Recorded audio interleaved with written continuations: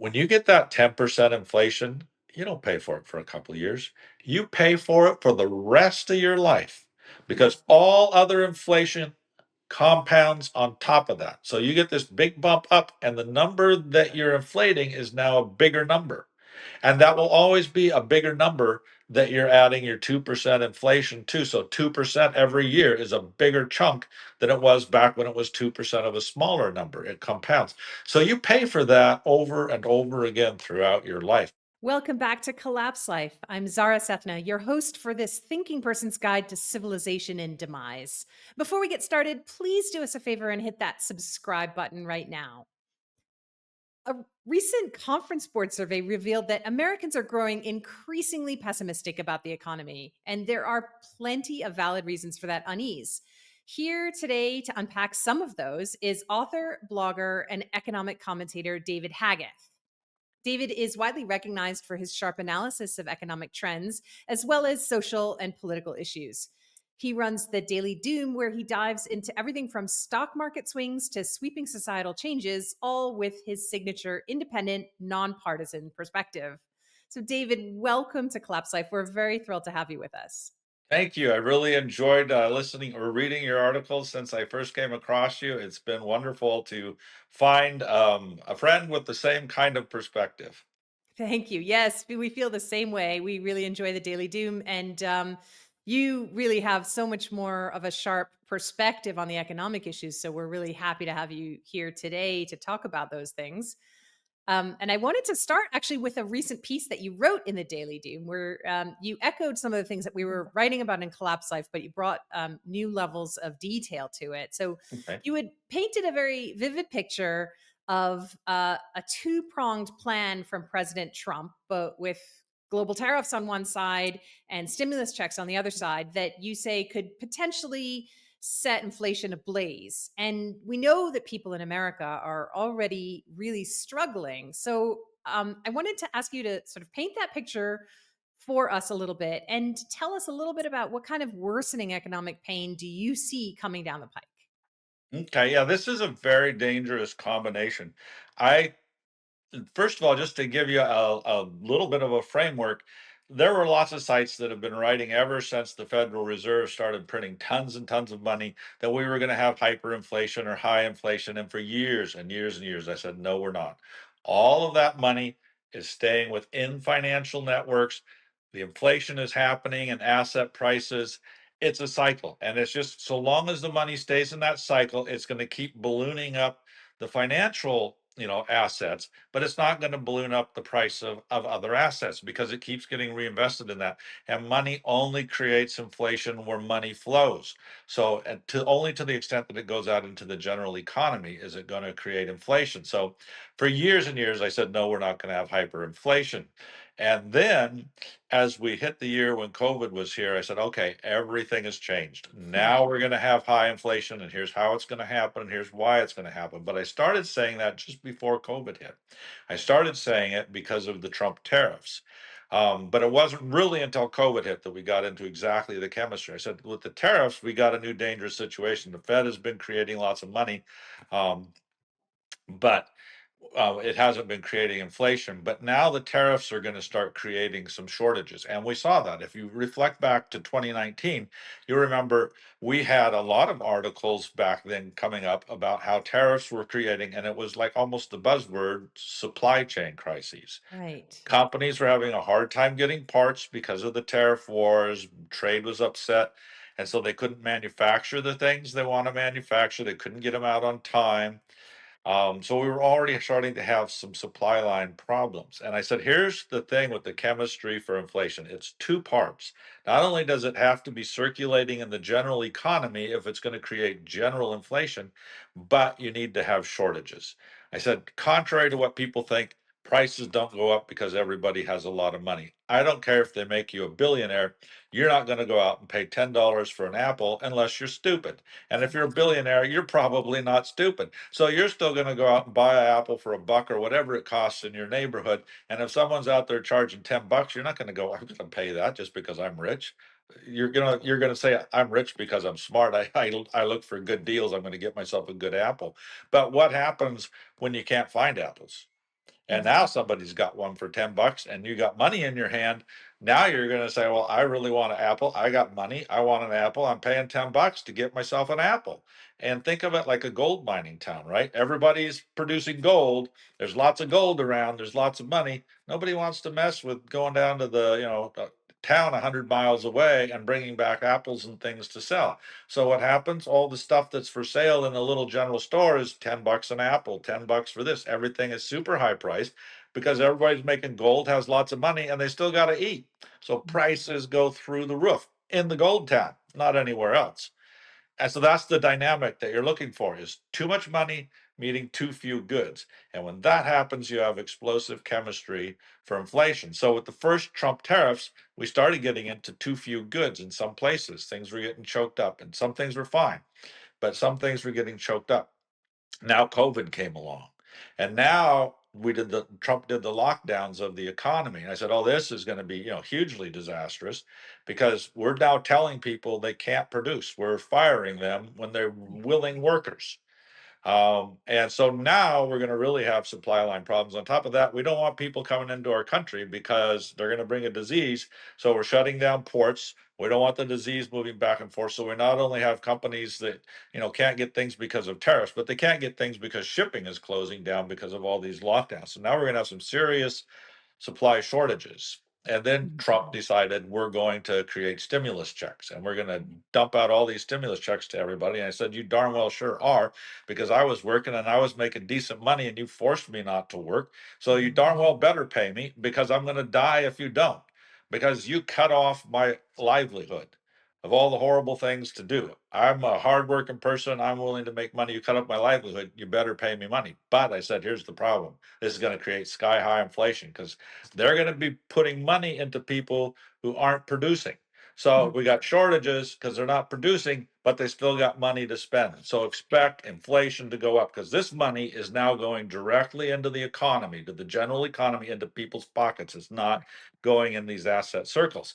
So this is money that can be spent right away by people who need stuff, and it's hard to get stuff, so they're going to start bidding up the prices. So I said, now you're going to see high inflation.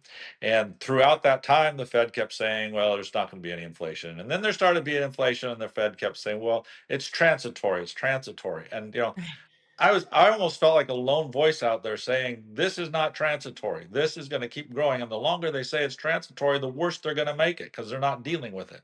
They're still putting out stimulus checks. Under Biden, we kept doing the stimulus checks.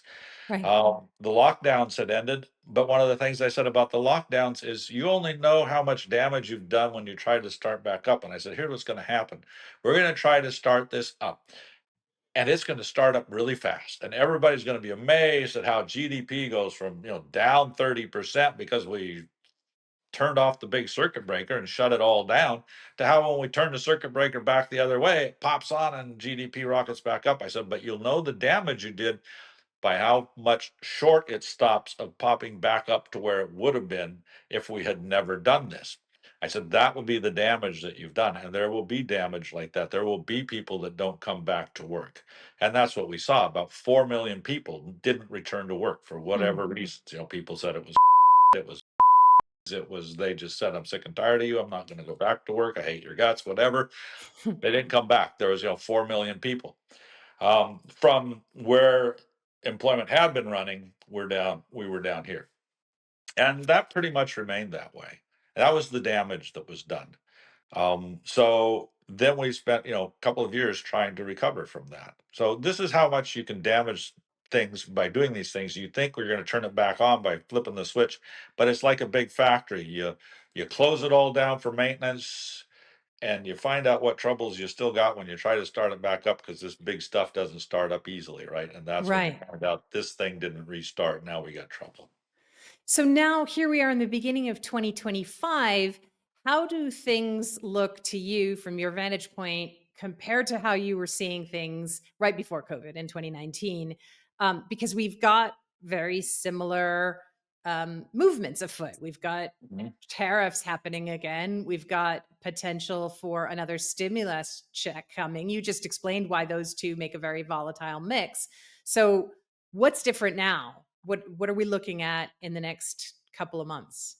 Yeah, so I think now we've got an even scarier situation because we've got an economy that I already said was going into recession. In fact, I said it was really already a covert recession because I believed it was in recession, but it was masked by the figures put out by the Biden government because they don't subtract enough inflation out. They don't subtract true inflation out of GDP. So GDP winds up looking higher than what real GDP probably is, but it's hard to see what real GDP is because they're taking out figures for inflation, and that's a whole discussion in itself, what they've changed about how they measure inflation now versus how they measured it in the 70s. It's quite significantly different. And I don't think it takes out a true measure. Okay. And that's not just the Biden administration, that's other governments before. So I said, realistically, I think we're already in a recession. And now my predictions for this year, I wrote out 10 predictions, and two of them were we're going to see. uh, I had already been saying we're going to see inflation rise again, that the Fed did not get it stamped down. And because they started slacking things off, we're going to see it rise again. And then with Trump's promised changes, I said, okay, we're going to really see it rise again. It's going to get Mhm. hot all over again. And I said, and we're going to go into a deep recession. This isn't just going to be a recession, it's going to be very deep because we've got a much scarier climate in which we're doing these same things.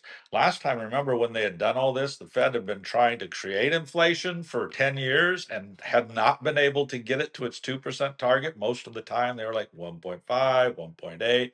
We'll keep pushing. We'll let inflation run a little hot for extra long because we haven't been able to get the inflation we want for years because we love to have a little bit of inflation to nick you guys as much as we can, whatever Mhm. their reasons are.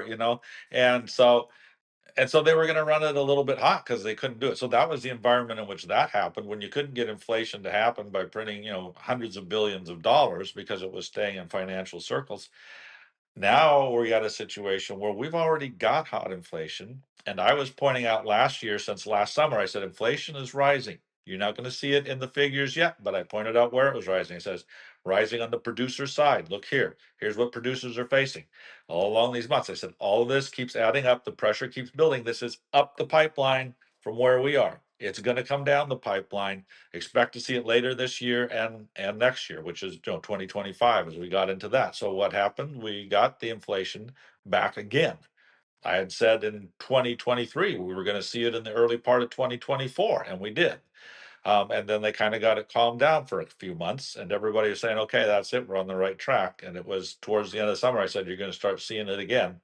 Mhm. And it's coming back. So that's important to say because that means we were already in a pressurized inflation environment, right? It was already to happen for 2024, and it already is.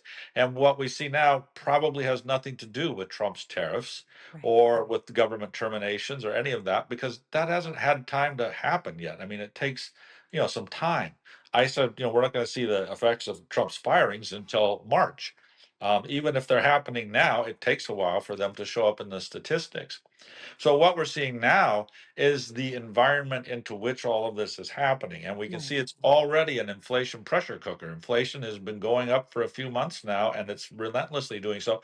To where the Fed, that was going to make all these rate cuts, has said, whoa, no more rate cuts, pulled back on it. And everybody's like, oh, yeah, the Fed's not going to do rate cuts now with this inflation. Mhm. Of course, it's going to get into a real tricky situation because now we've also got a recession building that we'll talk about Yeah. what the signs are of that right now. But so that's going to make it a real sticky thing. But when we're already in that high inflationary environment, and now you're going to start locking things down again via tariffs, which are effectively sort of maybe don't lock them down, but they turn the valve down, reduce the flow of goods into the country, cause things to be shorter in supply. You hit somebody with 25% or 20% tariffs like Trump is talking about, all of a sudden they can't make a profit using those parts, so they got to scramble to find parts. So you're going to have more supply chain breakage again like we did with the first tariffs. But it's happening in an already inflationary environment Right. where producers have been soaking up this inflation as long as they can, trying not to pass it on to their customers. It's going to be very hard to not pass it on to their customers because their margins are really tight now from all of that. So this makes this a pressure cooked environment, and it's more likely to send inflation up. Right. So it sounds like we're just going to be speeding up into a full blown recession. Is that right? Yeah, I think we were, already in what I was calling a stealth recession, and this is gonna drive it deep and hard. Mhm. Um, Without a doubt, we needed to make serious budget cuts in the government. There's no doubt about it. But without a doubt, that was going to be very painful as it was. You add tariffs on top of it, and then you add stimulus checks on top of the tariffs to give people money at a time when there's a shortage of goods. You're not only going to have a recession, but you're going to have a recession with inflation. So it's going to be stagflation, which is what I've been saying for years. This is all going to come boiling down to in the end anyway. And now it's here. This is what we're going to see. And that makes it extra hard because your income is suppressed with the recession, but prices are going up. Eventually, a recession is probably going to take those prices down, but not before you feel the squeeze from it, right? Yeah. And there's the stuff that's coming is going to make this recession particularly hard. Let's talk about that. What is that gonna look and feel like for the average American family? Yeah. Okay. So first of all, you've got a recession that comes from producers just can't produce as well because they're going to have a harder time getting parts and it's going to slow some things down. So that is by itself a recessionary influence. And that's because of the tariffs. But now you've got all these government firings on top of it. And people are like, well, it's the government. It doesn't produce anything. Well, it's still going to be 250,000 people fired. Trump has, spelled that out plain and clear. We're going to fire first. You saying 220,000, now 230,000. And the whole perspective of millions of jobs, maybe that's not a lot of people, but it's still a good hard, kick in the face anyway. Um, and the problem is the multiplication effect of that. You're going to terminate all those jobs, and maybe they don't produce anything in your way of, in a person's way of thinking, but they are producing a lot of things. They're getting social security checks out. They're getting this is money owed to people. Mhm. If those things falter because we fire too many of the wrong people and so the system breaks down, then you're going to have a serious problem. This might not be a 2 week hiccup. We already saw where they fired a bunch of nuclear people that they didn't mean to fire because they're firing people so fast that they fired people who were watching over nuclear weapons, who are maintaining nuclear weapons, who are maintaining nuclear waste sites, and said, oh, we don't mean to fire you. You guys come back right away. So they were fired and pulled back in right away. Um, this is kind of how rambunctious and chaotic the process is. If you're making Mhm. hiring and firing decisions based on whether or not someone fills out a 5 sentence survey and it's like you didn't fill it out, you're gone, we think you don't exist. Well, maybe they do exist and maybe they're doing a critical job and they just flew the bird at you and said, I'm not going to fill out this dumb thing because I'm good at what I do and I don't need Yeah. to do that because people act that way. Well, it doesn't change the fact that maybe they're critical and you just decide, you put this into AI because that's how Musk has said he's going to do it and it's going to help make the firing decisions. You're making very unintelligent firing decisions based on Right. what even Musk had said are, simple, insignificant things. Well, if they're so simple and insignificant, why are you using them? He said, well, we're just going to use them to identify people that are, you know, dead and don't actually work for the government. Well, that's not what you said the first time. The first time you said we're going to use it, and anybody that doesn't even respond is fired. Consider yourself fired immediately. So it's really Right. kind of helter skelter. This doesn't Yeah. speak to me of a well thought out plan where we've looked and said, okay, we don't need this program. We don't need this program. Let's axe those. Mm. We accidentally fire nuclear people. We shouldn't be firing those. Who else are we going to accidentally fire? Maybe it's people who are critical to getting out Social Security checks or VA checks. All of a sudden, people don't have that money. They can't spend. They lock down hard. But even before you make that mistake, people are afraid now you're going to make that mistake. They've already seen some things faltering where you fired people that you shouldn't have. So they start getting more and more conservative on their spending. They don't Mhm. know what's coming. Mhm. So that chokes down on the recessionary aspects we're already in even more because people start becoming afraid. We saw consumer confidence in the last week just go horrible. The worst that it's been in decades Exactly. because people saying, I think inflation is going to be higher. I think they said that it's going to, people on average said it's going to be higher than they've ever said before it's going to be. This is what they see coming. Right or wrong, that's what they're seeing from the moves that are made because they're helter skelter, they're chaotic. People are concerned about it. That's going to change spending behavior. That's going to add to recessionary pressures. Yeah. Now, you fire those 220,000 people, that's only 250,000. So what? Well, that's money that's not getting spent into the economy. things aren't getting bought, the economy shrinks a little bit more because of those people don't have money, so they're holding tighter.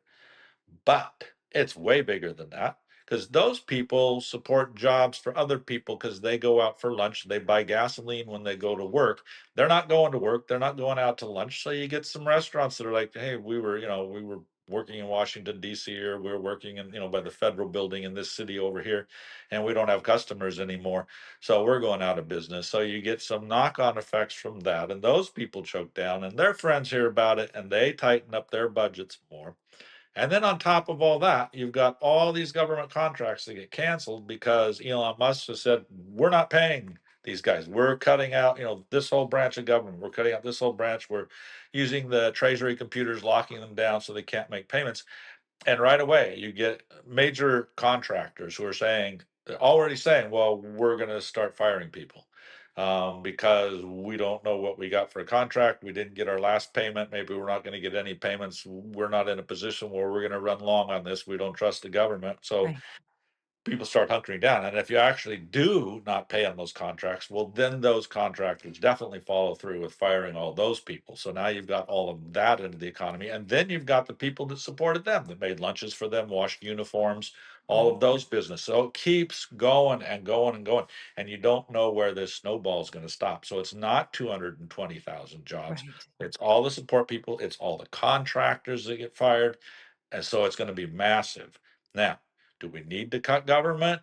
And is it going to be painful? Yes, we do. I've always said the fact that we pushed it off for so long is going to make the pain almost unbearable when it comes. But you throw these tariffs on top of it, and then you start doing it in this chaotic kind of way, you create more damage than you need to create. You need to look Right. at exactly what you need to cut and cut that, but make sure you're not cutting anything you don't have to because you're creating job problems and just the ramifications that go on and on. Don't make mistakes is the point. Do it smart. Cut what you have to cut. Don't Right. just say, well, you didn't answer a 5 sentence Right. essay, so you're gone. Yeah, it's the, cutting versus just burning wholesale. It's a completely different approach. And then, the snowball as you described, and then you add tariffs on top of that. If producers start cutting back because things get more expensive produced, there's more unemployment added from there as well. So Right. that just adds to that snowball effect. And I think you painted that picture really clearly. So how bad do you think it's going to get in the private sector? And do you think there are particular areas or industries where the collateral damage will be felt most? Yeah, so it's really hard to say because Trump's approach is erratic, and some of that is intentional for the sake of his approach, his style of negotiation, like we saw with Zelensky, where it's like I'm going to club you in the head publicly until I get you to, make some changes.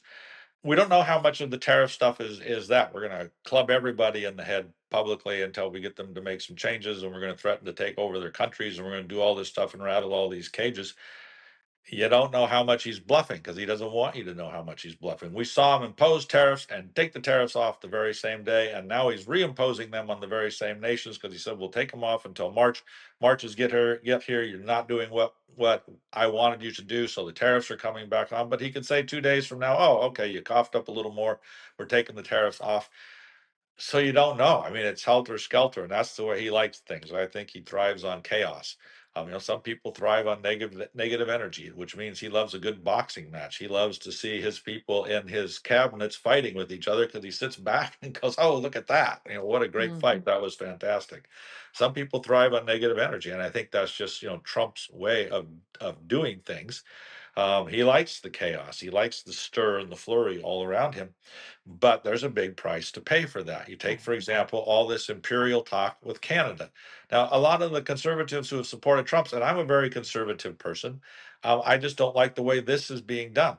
I spent 4 years beating up on Biden, and I lost, I'm sure most of my viewers I gained were Trump supporters because I was beating up on Biden because Biden was the guy in charge. He was the guy putting lockdowns and all of this kind of stuff on that hit me very hard personally because I didn't get so I was fired. And we could go into that later if you want. But anyway, um, I'm just saying I was writing against Biden, so naturally I built up a Trump audience because they like to hear me beat up on Biden. But I've always said I'm a nonpartisan fighter here. I'm an equal opportunity critic. Yeah. So when Trump comes, I'm not going to be any easier on him than I was on Biden. If you're doing dumb things, I'm going to call them dumb, and if they're going to fail, I'm going to say why they're going to fail, just like I did throughout the last 4 years. When Hmm. Obama was in office, I was doing the same thing. So, now I'm in a situation where Trump is in office and I'm losing readers every time I write an article about Trump. I lose more than I gain. And that's the price. If it flushes me out of business, I don't care. I mean, I care, but I'm not going to stop or change what I'm doing because Right. people are like, well, I'm going to quit reading you. Then I'm like, okay, are you going to come back and thank me when it turns out the things I said are right? Probably not, because that's just the way it goes. They're like, Yeah. flush you. I'm like, never going to come back and say, gee, you were right. Um, but I've been right in most of my predictions. I try to be careful about what I make so I don't make too many mistakes. I make some, of course, but I'm very confident of these that we're going to see this inflation get Mhm. particularly hard. So I'm speaking against what my own audience maybe right now wants to hear, but this is where the chaos is going to get us. And so you can see the ways Yeah. that hits back with collateral damage that you just don't need when you're going through a transition that's already going to be the most difficult the nation has faced in my lifetime of trying you've got decades of money printing, decades of massive government debt, which Trump made worse in his first period, which Biden made worse, and which it looks like Trump is going to make worse again by extending tax cuts and even increasing tax cuts.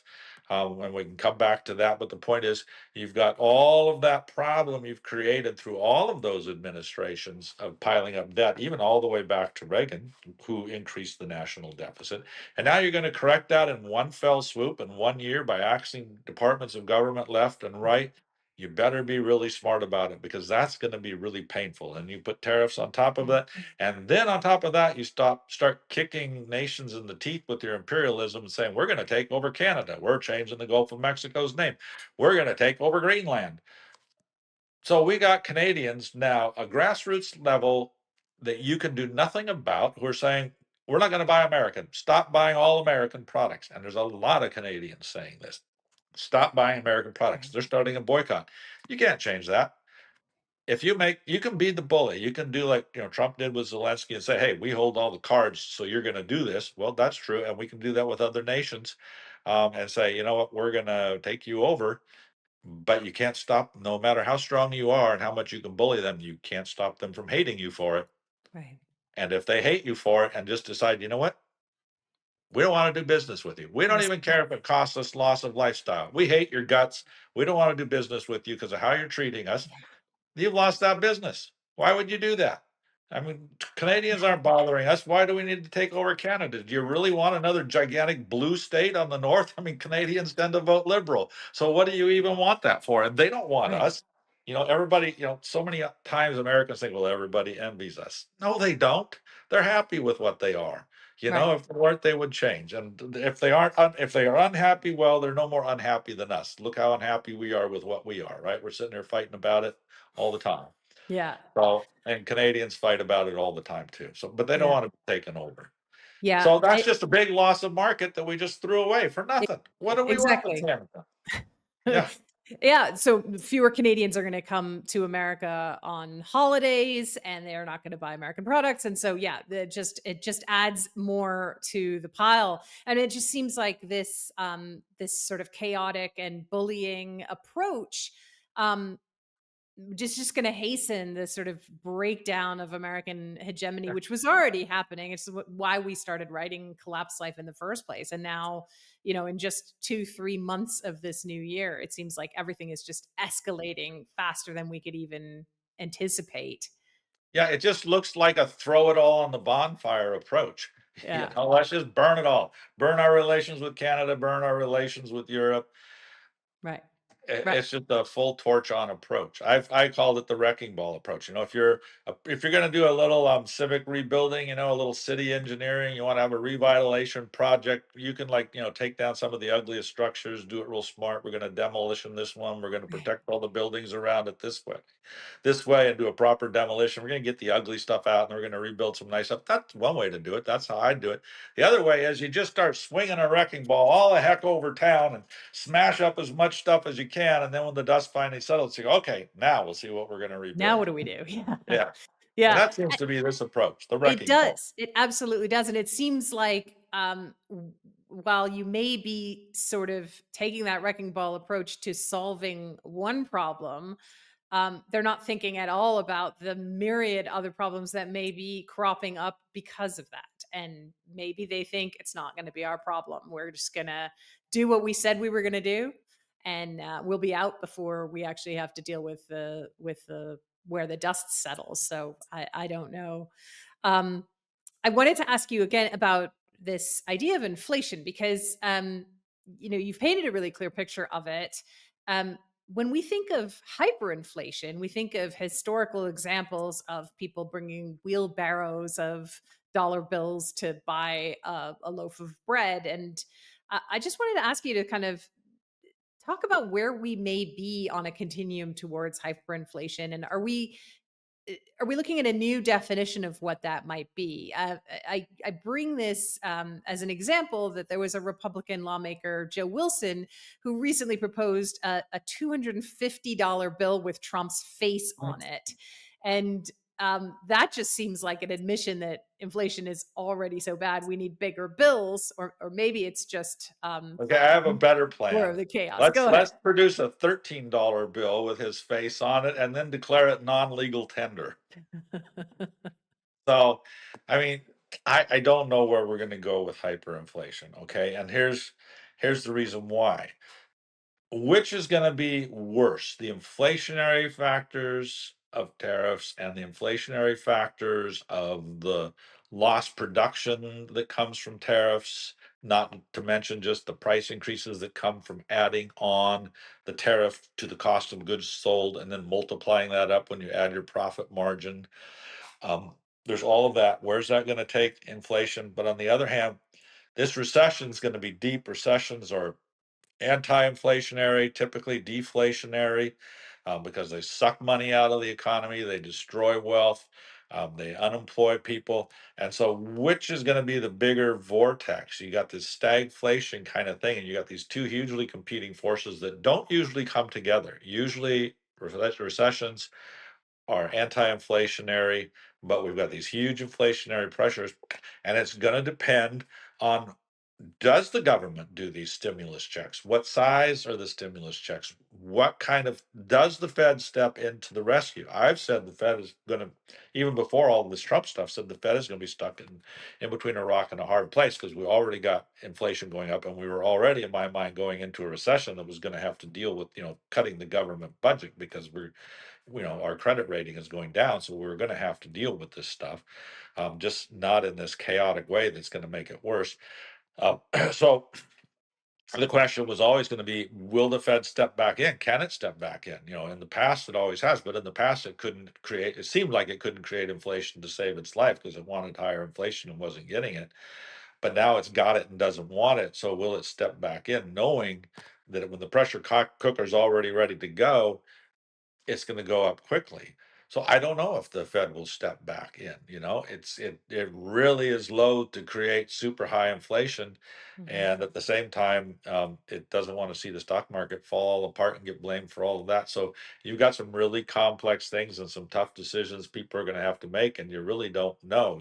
Will Trump even do the stimulus checks? Right. So it's going to depend on what really happens there. And I guess what I'm trying to say is which force, the recessionary force or the inflationary force, winds up becoming the most dominant as to whether or not you're going to get inflation going through the roof. Let's say the Fed says we got to bail this out at all costs, we got to print money, and Mhm. Trump says we got to have stimulus checks, we got all these unemployment, we need to do more than $5,000 per person. Then you're going to get hyperinflation.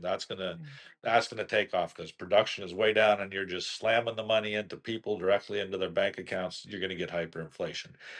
If they don't do that, then maybe you just get this battle back and forth, and it's going to be which gives first, the recession or the inflation. Mhm.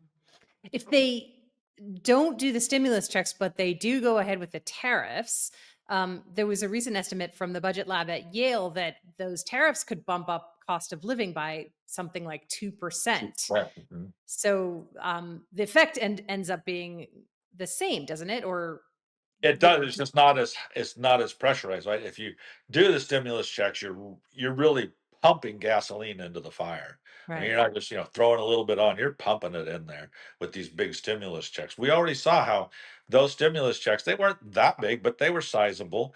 How Hmm. much inflation they helped create, and for how long, and how hard it was to get that back down. Hmm. So you do it all over in an already inflationary environment, it's just going to be even worse. Right. But the question is to what degree they're going to do that. Right. So, But if cost of living goes up and people don't have something like a stimulus check to help them out, what happens? I mean, I know you live in a rural area. What would happen to a rural community like yours if there's cost rises like that?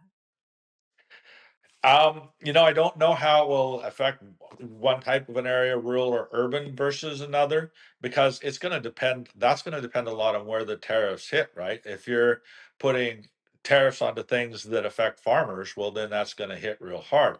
We Mm, saw when the Ukraine war hit, we're paying a price right now on beef because when the Ukraine war hit, it wasn't so much tariffs, but as the sanctions and the war itself impacted the flow of grain, it became very expensive. It wasn't just that there wasn't enough grain here, but grain sells on a global market, and if it's going really expensive over there, farmers here sell over into that market, so prices here start going up. So it became really hard to feed your cattle. mm, So ranchers started seriously back early, in the first year of the Ukraine war, throttling back on their stock, their mm, herds, and they took out a lot of breeding stock. Well, now the price way down the road is you don't have enough breeding cattle, so it's going to take time to get enough breeding cattle to breed that herd back up. It's going to take a couple years. So now we're stuck with high beef prices for maybe could last a couple years because we just don't have the stock there to produce the beef. And that was just because inflation went up on grain and feeding prices, and they went up on other farming costs too. So how it impacts the rural environment is going to depend a lot on those kinds of things. Is it especially hitting things that are going to be sensitive to farmers? I mean, farmers got really damaged by tariffs because the other side of that was the tariffs were causing China to say, well, we're not going to buy your pork, it's too expensive. You're putting we're putting tariffs on, you're putting tariffs on, and so farmers were mm, losing business. So then Trump created a farm stimulus program to help drive money to farmers who weren't able to sell their stuff.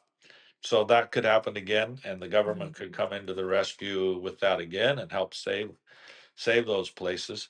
Um, so it's hard to say exactly where it's going to hit. It's just going to depend on where these tariffs focus. But here's something on inflation that's people don't understand. I don't think they don't really think about it. It's easy to understand, but they don't think about it.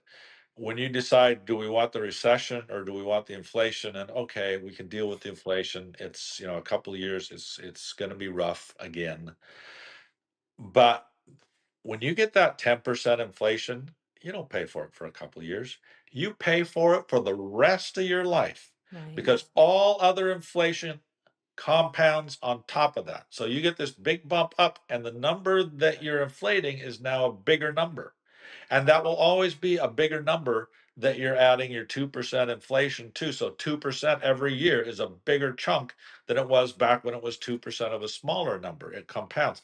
So you pay for that over and over again throughout your life because you now got a bigger baseline that you're always inflating from. So this inflation becomes very expensive because prices usually don't come down enough to offset the inflation that built it up. Once people get the prices up, they're kind of loath to take them back down.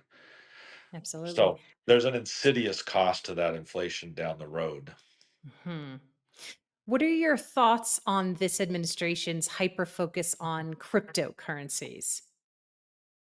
I don't know. I've got some supporters who are really big into crypto, and I wish them well. I've not trusted it myself because I don't really understand it. It's like a big black box to me, and I just philosophically, I guess I don't understand why you would want to pour tons and tons and tons of money and energy into creating money. It just seems like a huge waste of electricity to be creating artificial computer programs to create artificial problems, to create bigger computers to solve the problems in order to figure out what's money. So I just stayed out of it because I don't understand the sense of it, and I don't feel comfortable with where it's going. And what we have seen is that it was not the kind of protection that people thought it was going to be when the Right. economy went down. When the stock market plunged, crypto went right downhill with it. And I've seen people like Lance Roberts and others saying the thing with crypto is it's just riding on top of the stock market. It's just another speculative vehicle, and you can make a ton of money speculating on it.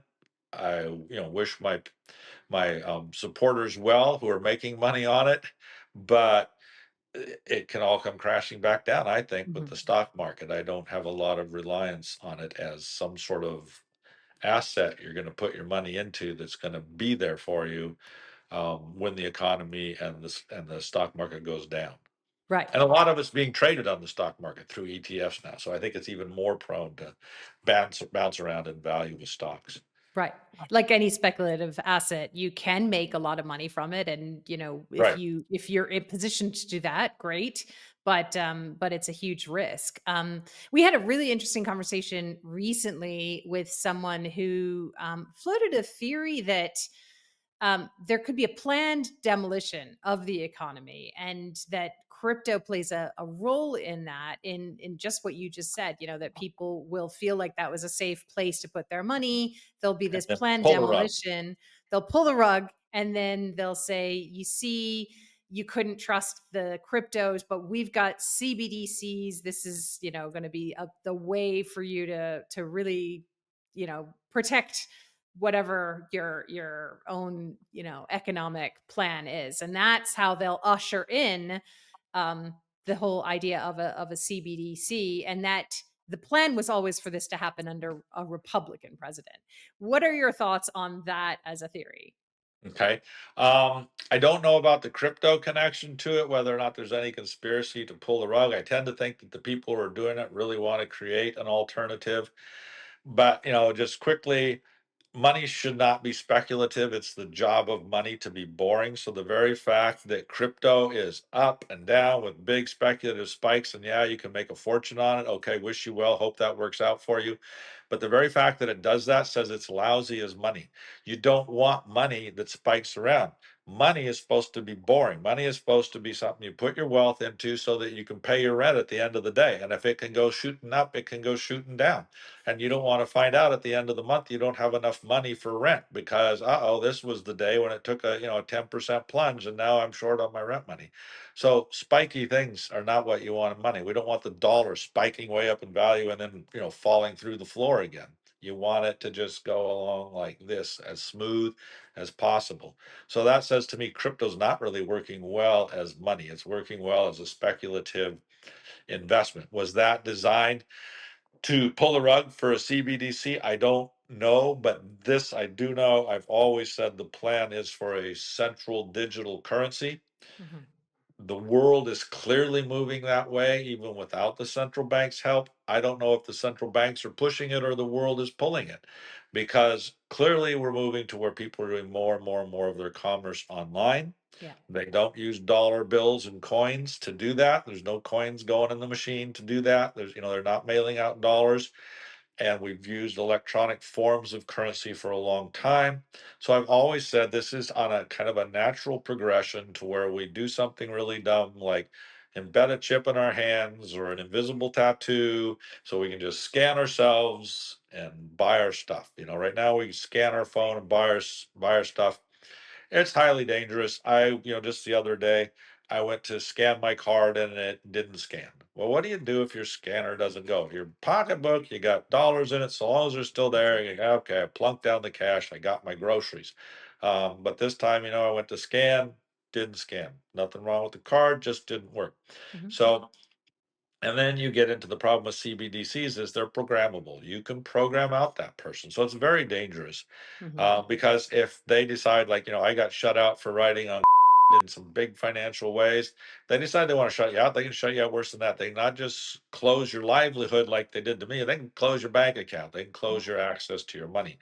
And don't think they wouldn't do it. We look at what Biden did with the and just, fired me. I got fired. So it can happen. And then they shut off my articles I was writing. I lost $1,000 a month right when I needed it because they fired me, cut off my livelihood, and then they shut off those articles, $1,000 a month or a week, really. Yeah. Sometimes I was making right when I needed the money. So you think they won't do it when they want you to do something like another and oh, you're not participant. I'm sorry, we've turned off your bank account until you go out and get the or Yeah. whatever it is they want to push. So highly dangerous, and I think the world is moving in that direction. Yeah. And I think it's both the consumer pushing in that direction and central banks moving in that direction. Trump has sort of said we're not going to do CBDCs. The Federal Reserve has said nope, they're off the table now. But for how long? Right. I don't know. They've been moving in that direction, and I'm convinced it's the way we're going. I don't Yeah. want it to go that way. Does it mean just that they're saying we won't do it, but they'll come up with a new name for it, or they'll do it through a private sector? So the government never brought in CBDCs; it's brought in through the private sector, but it's happening anyway. I mean, pretty much everybody we've spoken to here on Collapse Life has said it's inevitable, it's coming, and people need to sort of think about how they want to position themselves vis-a-vis the inevitable. Yeah, and I'm going to resist it when it happens. I resisted getting the. I paid dearly for it, and I imagine I'll pay dearly for that. But there's just certain places at which you put down your foot and say, "You're not taking that liberty from me. You're not forcing me to put drugs in my body that I don't believe in." By the way, I got before the came, so that's why I said I don't need it. I've got Right. better. I've got natural. It's far stronger than just a little spike protein. And guess what? The result was I did better than all my friends who got triple. They got two or three times. I had already Mhm. had it once and I never got it again. So I didn't need the. So I'm told the government you're not going to do that to me, but it cost me. Sure. You know. Sure. In more ways than one, I know.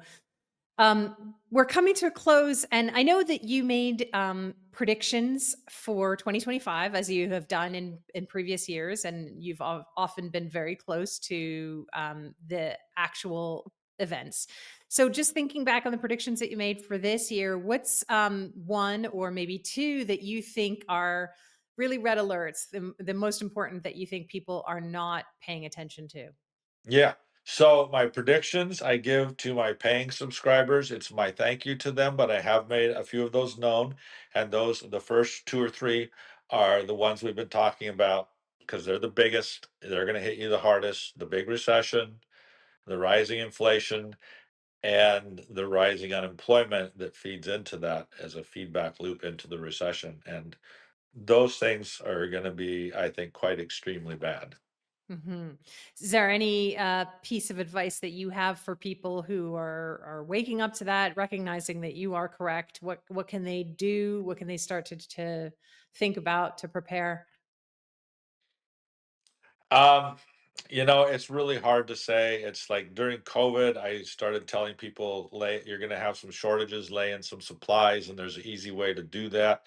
I think I would probably recommend that again, because the easy way I had was I just said, look, if you got a place where you can store stuff, then every time you go to the grocery store to buy the things that you need right now while we have them, let's not create a big, huge run here, but when you go to the grocery store, if you're buying stuff that has a very long shelf life, like beans or rice or whatever, and your kitchen cupboards are bare of that, buy twice as much and Mhm. take half of it and put it away in the garage where you don't touch it. and just keep doing that. And then once you got a big stock that can get you through some temporary shortages, then start rotating through so it doesn't go bad. Right. With things like canned goods and stuff that have a long life, but just buy the stuff that you normally use because you're gonna have to eat all this stuff. So you don't want to get all these, necessarily these weird supplies of things that'll take you through a nuclear war. Because if none of that happens, you got to eat it, Right. or just lose it. So buy the Yeah. stuff that you're buying anyways, because it's obviously what you like. Right. And just do it with the stuff that's going to have a good shelf life. And then, worst case scenario, the shortages don't come. What did you do? You saved yourself inflation because you bought it at today's price, and a year from now it costs 5% more. So you're to the better. And That's it's not that hard because you're metering it out during the months before these shortages come. And that's kind of a simple advice. yeah. And then in terms of gold, I would love to be invested in gold, but I find it very hard to do because all of whatever surplus money we had, it went into buying our home and trying to get our mortgage down as much as we could. And the rest is tied up in 401ks, which I don't Mhm. really like, but that's where our employer puts it. And they're extremely limited.